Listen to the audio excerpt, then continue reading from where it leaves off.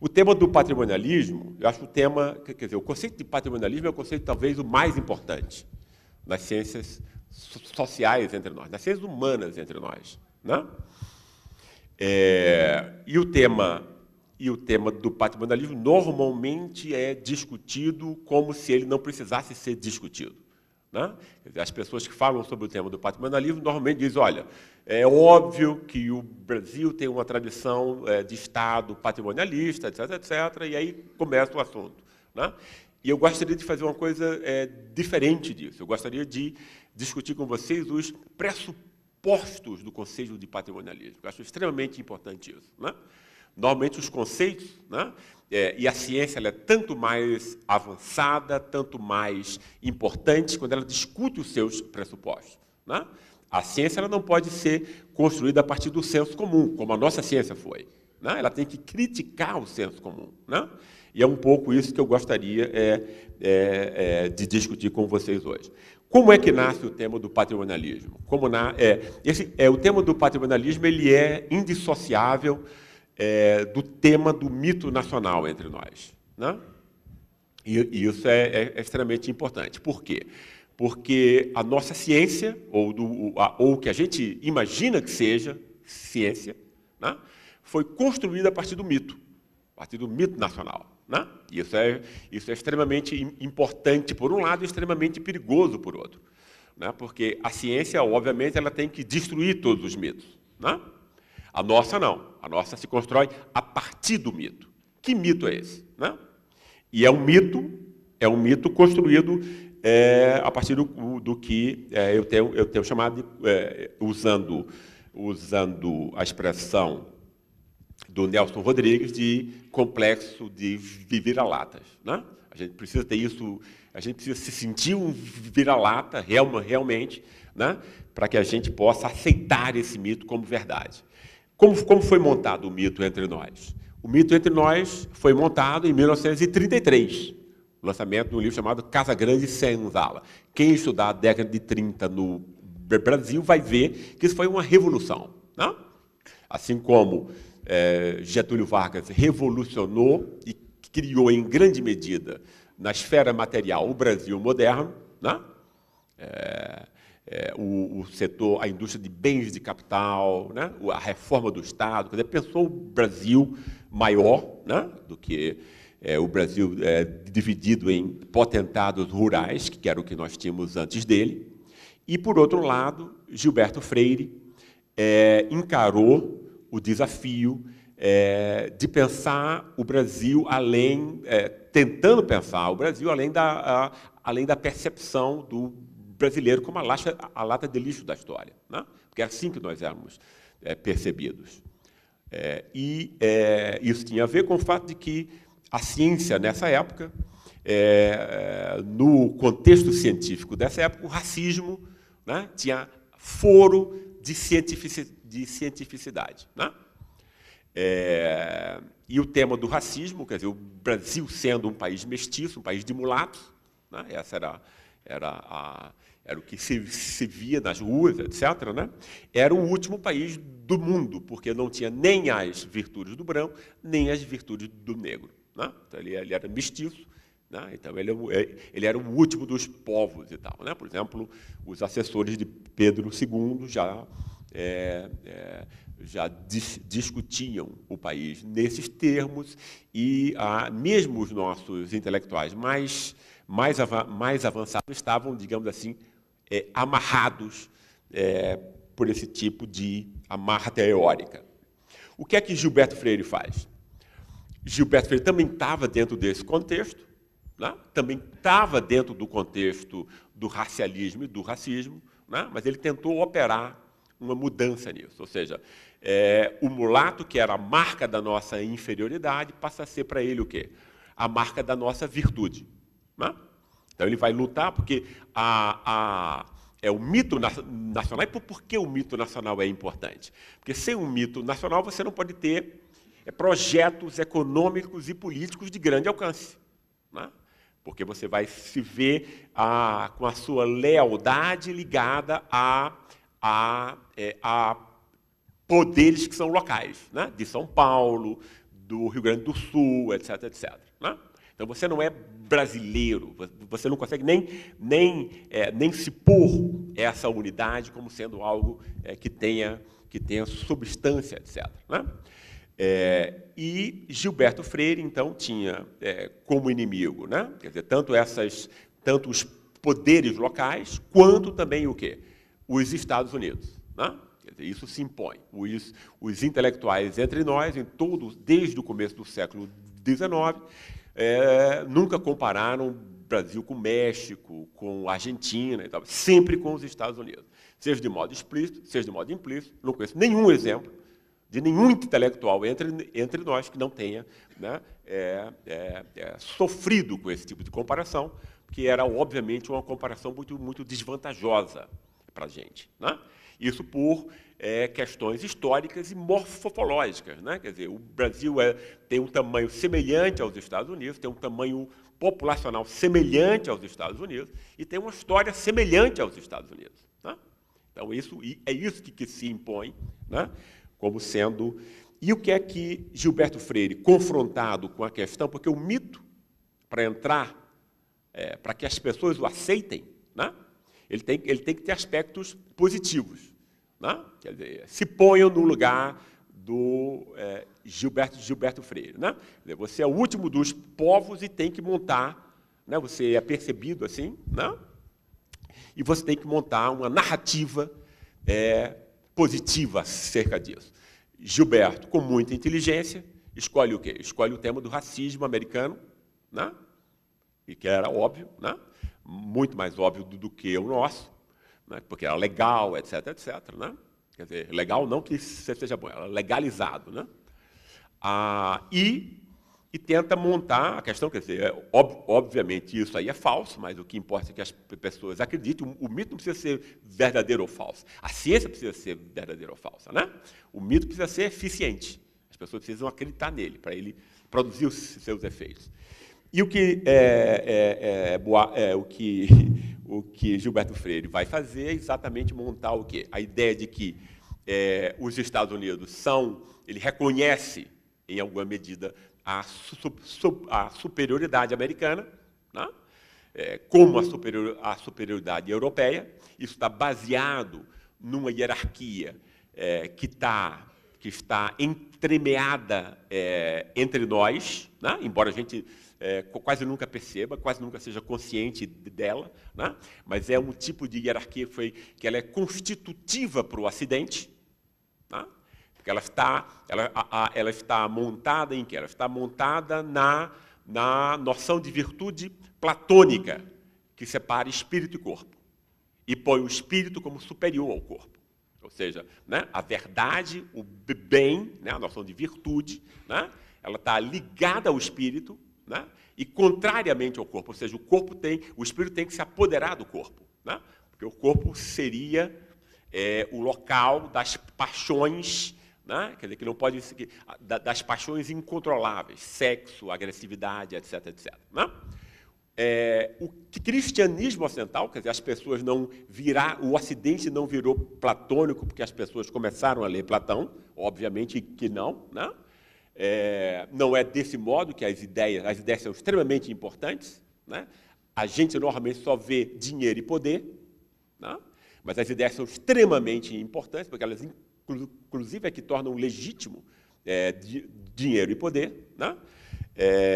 Mas as ideias só são importantes quando elas são associadas a instituições. Né? E a noção de virtude platônica vocês vão ver a importância desse tema depois para o mito nacional.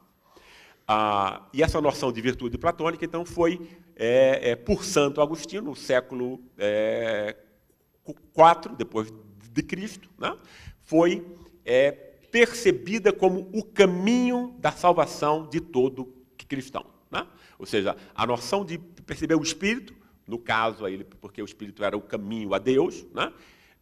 O espírito como tendo que ter maior influência sobre o corpo e as suas paixões. Né? Isso é percebido o quê? Como um caminho para ser salvo. Né? Então, a igreja, ou seja, a maior instituição do Ocidente, né? É quem vai, digamos assim, cuidar da eficácia prática e cotidiana dessa ideia, que é uma ideia moral, né? Ou seja, que quem está ligado ao espírito é superior, é nobre, né? E quem está ligado ao corpo é vulgar, é pior, etc. Né? Se vocês pensarem bem, todas as nossas hierarquias invisíveis, e se elas são invisíveis, elas são ainda mais eficazes, porque se elas não são consciência, a gente não tem defesa em relação a elas, né? Todas elas estão marcadas pela oposição espírito e corpo. Né? As classes altas são as classes do espírito. Né? As classes baixas são as classes do corpo, as classes do trabalho manual. Né? A mulher está ligada ao corpo. Né? Sexo, afeto, isso é uma loucura, mas enfim, ela está ligada. Né? E o homem é ligado ao espírito. Né? Então, nas 500 maiores empresas do mundo, 492 tem homem como chefe. Né? Por conta disso, porque o espírito é a inteligência e a moralidade distanciada. O negro está ligado ao corpo, né? Atleta, sexo e tal, e o branco está ligado ao espírito, etc. Todas as nossas hierarquias, quer a gente tenha consciência disso ou não, estão montadas na relação corpo-espírito. Isso tem a ver também, né? Como não poderia deixar de ser, a forma como os países desenvolvidos se representam e os países subdesenvolvidos são representados. Né? Então, Europa e Estados Unidos são países do espírito. Né? Isso é extremamente importante para que a gente entenda o que está acontecendo agora e o que acontece no mundo. Né? E os países subdesenvolvidos são ligados ao corpo, como, por exemplo, o mito nacional brasileiro, que tem a ver com o corpo, por quê? Porque tem a ver com o brasileiro definido pelas paixões do corpo, ou seja, emoção, sentimento, afeto, sexo, etc., etc. Né? E todas as virtudes do brasileiro vão estar associadas a isso, ou seja, hospitalidade, né? Abertura cultural, etc., etc. Né? O brasileiro é quente, não é isso? Europeu e americano são frios, etc., etc. Né? Toda a nossa autorrepresentação tem a ver, né, com, digamos assim, as virtudes ambíguas do corpo. Né? A genialidade de Gilberto Freire foi perceber o quê? Né? Ele não podia mudar espírito e corpo. Isso aí, né? Ele sequer tinha consciência disso, eu acho. Mas ele percebe isso intuitivamente e tenta o quê? E tenta jogar com as ambiguidades de ser corpo.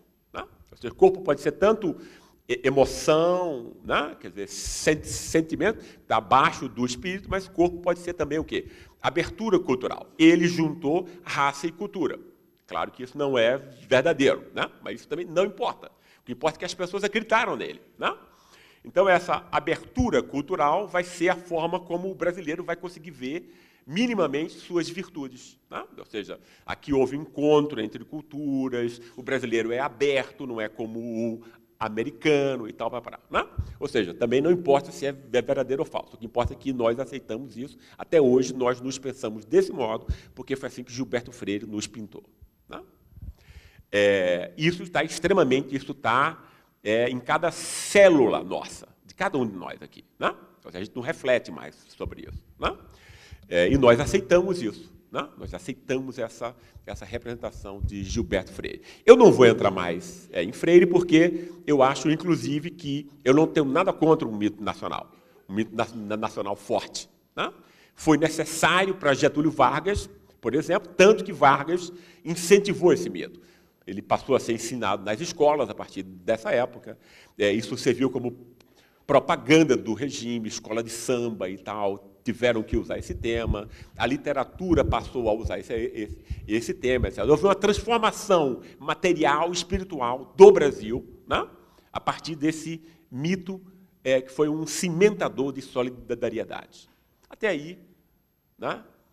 Eu não vejo nenhum problema mais sério nisso, porque as pessoas precisam ter uma representação de quem elas são, né, de que país, quer dizer, uma representação da sociedade, de onde nós viemos, quem nós somos e para onde nós vamos. Né? Essa é a questão existencial que todas as pessoas têm que responder de um modo ou de outro e toda a sociedade tem que responder. E o mito faz esse papel. O mito, no fundo, é um conto de fada para adultos, né? Porque ninguém especialista na complexidade que o mundo social apresenta. Então, ele é uma forma de você, enfim, compreender o mundo com pouco esforço. O que é que eu vejo de problemático nisso? O que eu vejo de extremamente problemático nisso é que a nossa ciência social é montada a partir do mito. Isso é problemático. Tá? Isso é problemático. Um mito falso, de fio a pavio, tá? Passa do o tema de que nós viemos de Portugal, não é isso? Tá? Que é uma bobagem. Tá? As pessoas são feitas pelas instituições. Tá? É fácil demonstrar isso. Tá? Pense na família. Tá? Nós iremos entrar nisso depois quando falar sobre as classes e tal. Né? Na família você tem prêmios e castigos. Né? É assim que você vai. E aí, como você, né, você quer mais prêmios do que castigo, você vai sendo montado como ser humano a partir disso. A escola repete isso. O mercado de trabalho repete isso. Né? Forma a pessoa que é moldável para a vida, né, nessas diversas instituições. Ora, a instituição que vai ser total no Brasil, a partir de 1532, é a escravidão, ponto. Que não existia em Portugal, a não ser de modo muito utópico, isolado e passageiro. Né? Então, a família vai ser a família escravocrata, a justiça vai ser escravocrata, né? a política, a economia, etc. Os homens livres vão ser montados a partir dessa relação. Né? Onde está o português aí? Né? Mas a gente acredita nisso. Né? E a ciência social brasileira acredita nisso, até hoje. Né? E começa como? Começa com o maior de todos, o pai da sociologia brasileira, Sérgio Buarque de Holanda. Né? Pai do amado por todos, Chico Buarque. Né? E Sérgio Buarque, hoje em dia, né, ele é o pensador mais importante para que a gente pense o Brasil moderno. Né? Ele, ao mesmo tempo, é a base para o programa do partido de elite entre nós, o PSDB, né? E, ao mesmo tempo, o nome da sala da Fundação Perseu Abramo, onde eu estava há pouco tempo atrás. Ou seja, né? Isso mostra o quê? A esquerda é colonizada pelo discurso da direita entre nós. Explica boa parte do que a gente está passando agora. E que discurso é esse? Que discurso é esse? Né? Sérgio Buarque vai pegar tudo que Freire disse, ele não desenvolve nada de novo, zero novidade. Né? Ele pega a noção de plasticidade do português em Freire, dá um outro nome, chama isso de homem cordial. Né? Aí os defensores, o que eu acho incrível, não, mas ele não está querendo dizer que é positivo. É claro que ele não está querendo dizer que é positivo. Né? Tem uma dialética, esse negócio não muda nada. É claro que é negativo. Né? Obviamente, não tem nenhum mistério nesse negócio. É simples, é raso e é falso. Né? Por quê? Porque ele vai definir esse homem cordial como esse homem emotivo. Por quê? Porque viria de Portugal. Mas imagina a loucura isso, né? Vem de Portugal, aí Faoro vai dizer, vem de Portugal de 1380, quando Portugal se unifica, que é uma loucura completa, né? Porque não pode haver corrupção nessa época, porque a terra é do rei, ele não pode roubar o que é dele. Né? A noção de soberania, né, vai começar 2 séculos depois, soberania popular. Só pode haver a noção de corrupção, né, quando se há a noção de que o bem é público a partir da noção de soberania popular. Né? Mas a gente aceita isso. Né? É absurdo, é falso, é frágil, é superficial, não aguenta um peteleco, mas a gente acredita nisso. Né? Ou seja, o brasileiro, então, voltando a Buarque, é emotivo, sentimental, etc, etc. Por conta disso, ele é inferior, né, claro, né, porque ele é corpo, como nós vimos, sem nenhuma das ambiguidades que Freire havia descoberto. Ou seja, é só negativo, só ruim. Né? Por que isso? Né? Porque ele idealiza infantilmente como 9 entre 10 intelectuais, entre nós, liberais, especialmente, os Estados Unidos. Né? Então, os Estados Unidos, e ele pensa os Estados Unidos como o protestante ascético, que é outra loucura. Né? Porque até Weber, que inventou isso, né, fala que o neto do protestante ascético já não tem nada de ascético, porque ele já é rico e ele quer curtir a vida. Né? Ascético o ascetismo é um instante muito específico historicamente. Né? Mas o pessoal continua achando que o americano de hoje é o protestante ascético de 500 anos atrás, como Buarque achava. Né? Aí você monta o complexo perfeito de vira-lata. Né? Aqui só tem o lixo, que é a coisa do corpo e tal, da emotividade, e os Estados Unidos são seres humanos perfeitos. Veja que admiração, Basbach, né? Porque não existe sociedade perfeita em lugar nenhum. Né? Entende? Mas aí você vê o americano como, né, o cara confiável, mais inteligente, produtivo, democrático, incorruptível. Né? Dá vontade de rir, né? Mas as pessoas acreditavam nisso, etc, etc. Né? Isso montou a compreensão que o brasileiro tem. É esse ponto. Né? Falso de fio a pavio. Não tem nada de verdade nisso. Né? Vindo do mito, e um mito ainda com um complexo de inferioridade. Aí ele vai fazer o quê? O outro movimento dele que é que nos interessa agora. A passagem do homem cordial, que é um homem, não é isso? Que é outra loucura. Homem cordial seria o brasileiro em geral, de todas as classes. Né? Como se as classes não criassem pessoas extremamente específicas, como a gente vai mostrar aqui, em breve. Né? Ou seja, outra generalização absurda, mas a gente acreditou nela. Né? Aí ele vai dizer outra coisa, que é extremamente importante. O homem cordial vai ter uma espécie de amálgama institucional. Né? Isso aqui é extremamente importante para a gente ver todo o conservadorismo travestido em pseudo-crítica entre nós, né? Que mostra grande parte da confusão que está acontecendo agora. Né? Esse homem cordial vira instituição aonde? No mercado? Não, isso não, jamais. No Estado. Né? O homem cordial vira instituição, uma espécie de amálgama, né? No Estado. O Estado vai apresentar para Freire as mesmas características do homem cordial. Por que o homem cordial é tão ruim? O homem cordial é ruim porque, como ele é afetivo, né? Ele vai escolher o quê? Ele vai dividir o mundo entre amigos de um lado e inimigos do outro. Aí ele vai dar, que todos vocês já ouviram isso, claro, né? Ele vai dar tudo para os amigos e para os inimigos a letra dura da lei. Né? Não é isso? Ele vai criar uma tradição, né, pseudo-crítica, né, que vai de Sérgio Buarque, Fagoro, Fernando Henrique Cardoso, Roberto da Mata, e entre 9 de 10 estrelas de cinema entre nós. Né? Pouquíssimas exceções. Né? O que é que ele vai dizer? E aí o homem cordial, ele é ruim, porque como ele é afetivo e divide o mundo entre amigos e inimigos, não pode haver democracia entre nós. Né? Por que não pode haver democracia entre nós? Porque a democracia é daquele país que é o paraíso na Terra, onde as pessoas não dividem o mundo de acordo com os seus afetos. E são impessoais. Aonde é pessoal? Essa Terra sublime, maravilhosa, que só tem coisas boas? Estados Unidos. Né?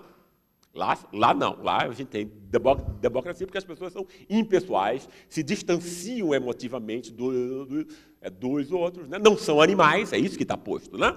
O corpo, a separação espírito-corpo, né, tem a ver com o quê? Tem a ver com a separação entre animal e divino. Né? Espírito é divino. Sempre foi. O corpo é animal. É o que nos aparenta com os animais. Né? Então, o que ele está querendo dizer é que os americanos são divinos e que nós somos animais. Né? Esse é o ponto. Como se nos Estados Unidos, né? E eu morei lá um bom tempo, ou em países europeus protestantes, como a Alemanha, onde eu morei muito tempo, né? Você ser filho sobrinho de um senador, de alguém importante, não fosse facilitar a sua vida pra caramba, né? Tanto quanto facilita aqui. Né? Eu diria que facilita mais do que no Brasil em várias esferas. Né? É preciso muita admiração basbaque para isso, infantil. Né? Como se as relações pessoais não fossem decisivas em todo lugar. Né? E o que importa é que as pessoas acreditaram nessa bobagem, né? Aí ele pega a noção de homem cordial e aplica para o Estado.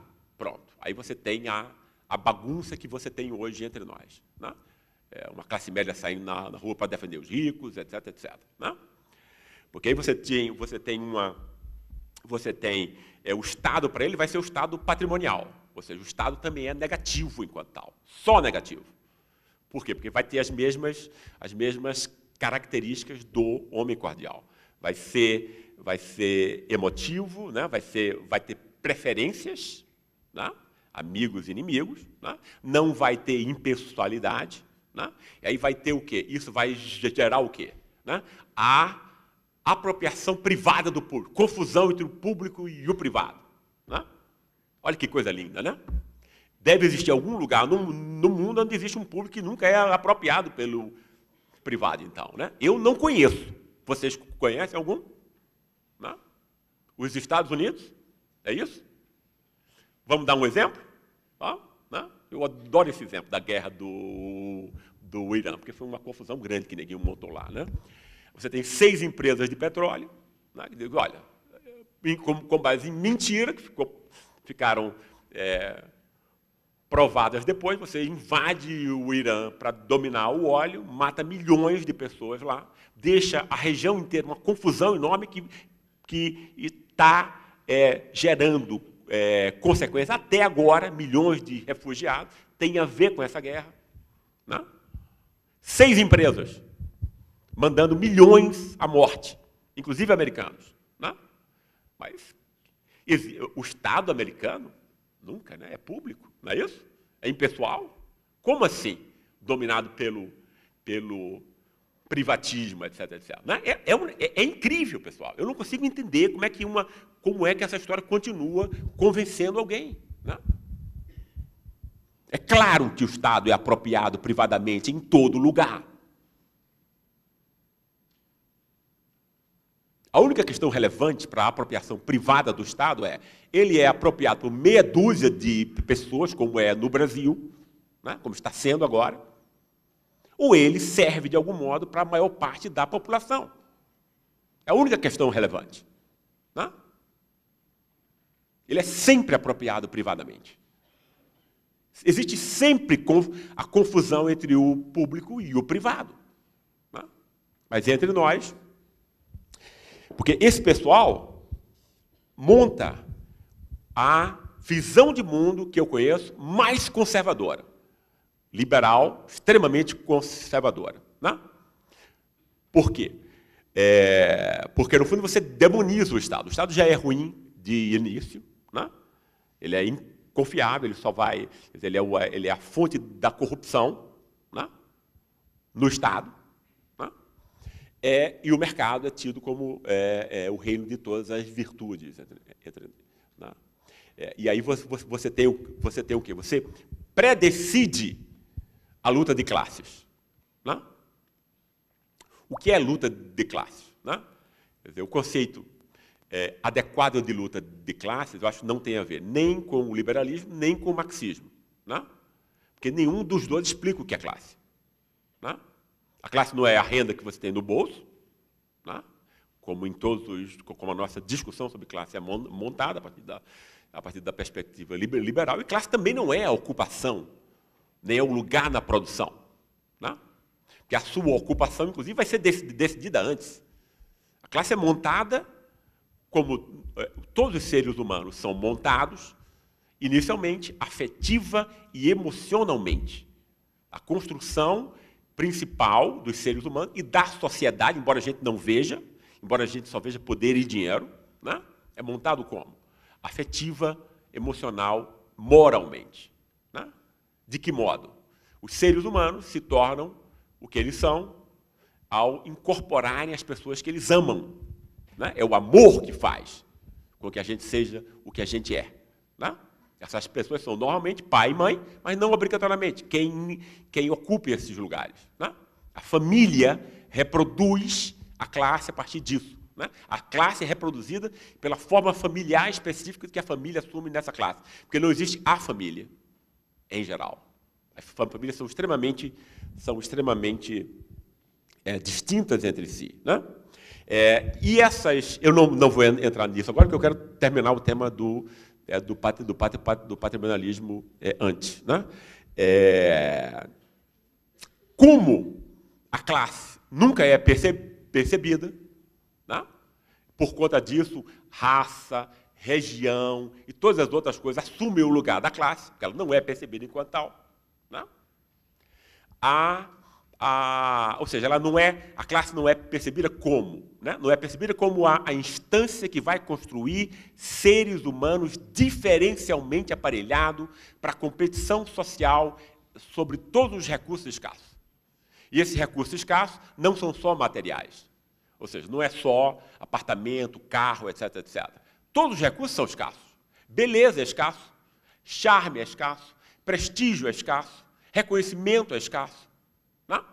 Existe uma luta de todos contra todos para esses recursos, porque eles são escassos, alguns têm e outros não. Não? E o lugar de classe que você ocupa vai predeterminar em grande medida o acesso a todos esses recursos que nós todos sonhamos acordados ou dormindo. O que é que a noção de patrimonialismo faz? Ele cria um falso conflito para substituir o conflito de classes, que é o real, né, entre mercado e Estado, que é um conflito falso. Por que é falso? O Estado precisa do mercado e o mercado precisa do Estado. Né? Não existe Estado sem mercado. O fisco, né, o Estado só age se ele tem impostos, que é produzido pelo mercado. O mercado só é dinâmico se ele tem toda a infraestrutura que o Estado proporciona a ele. Os dois montam uma unidade funcional. Né? É artificial separar mercado e Estado. Por que ele é separado? Você precisa criar um conflito falso. Para quê? Para tornar invisível todos os outros conflitos que são reais. Os falsos conflitos estão sempre no lugar dos conflitos verdadeiros. O conflito verdadeiro é a luta de todas as classes entre si, pelo acesso a recursos escassos. Você não pode falar nisso. Né? Por quê? Porque você desmonta desmonta meritocracia, etc. Você deslegitima o mundo completamente. Né? Aí, os interesses que estão ganhando deixam de continuar ganhando. Então, você tem que inventar uma fraude, uma mentira, que as pessoas acreditem nisso. Né? Então, inventou-se, entre nós, o conflito mercado-Estado, que é a semântica possível da luta de classes. Por quê? Porque o Estado interessa, é importante, especialmente para os mais pobres, porque não tem nada, e é importante até a classe média. Né? Os ricos, as 6 mil famílias que mandam no Brasil, quem manda? Quem manda é a elite do dinheiro. Não tem negócio de elite abstrato, não. A elite, não. Elite é quem tem dinheiro, de verdade. Né? Por que a elite do dinheiro é mais importante que as outras elites? Porque a elite do dinheiro compra todas as outras elites. Por conta disso. Né? A elite do dinheiro entre nós compra a política. Né? Via financiamento privado. A elite do dinheiro compra a imprensa entre nós. A elite da informação, é comprada. Ela própria são compostas de 5 famílias ricas que têm interesse na manutenção disso. Não interessa para nenhuma classe a demonização do Estado, a não ser para essas poucos milhares de famílias. Por que interessa para eles? Porque o desmonte do Estado abre uma enorme oportunidade de negócios a preços oligopolísticos e monopolísticos. Né? Só para eles. Né? Isso que é o tema do patrimonialismo entre nós. Né? Até alguns anos atrás, corrupção só podia existir na figura da lei, para o agente do Estado. Só o agente do Estado poderia ser corrupto. Né? E aí eu acho extremamente interessante a gente montar esse tema. Eu acho, né, a minha opinião sobre a corrupção é que ninguém sabe definir o que é corrupção. O que é corrupção? Né? E faz parte substancial do conceito de corrupção que ele seja indefinível, que ele seja como liso como um sabonete. Para quê? Para que você possa usar quando você quiser. Entre nós, para você usar quando o Estado tiver, porque nunca teve grande, mas enfim, essa universidade aqui é um exemplo disso, né? Quando o Estado, entre nós, teve alguma preocupação e alguma relação com a maioria da população, os 70% que não tem privilégio de nascimento. Né? Aí é que teve o tema da corrupção. Claro, porque é para isso mesmo. Ele é montado, ele é pré-fabricado. Né? Não pagar imposto, como os nossos ricos não pagam, e botar nos paraísos fiscais, não é visto como corrupção. Incrível isso. Né? Os juros estratosféricos, uma taxa Selic absurda, etc., representam uma drenagem de recursos da sociedade como um todo para o bolso de meia dúzia. Isso não é corrupção?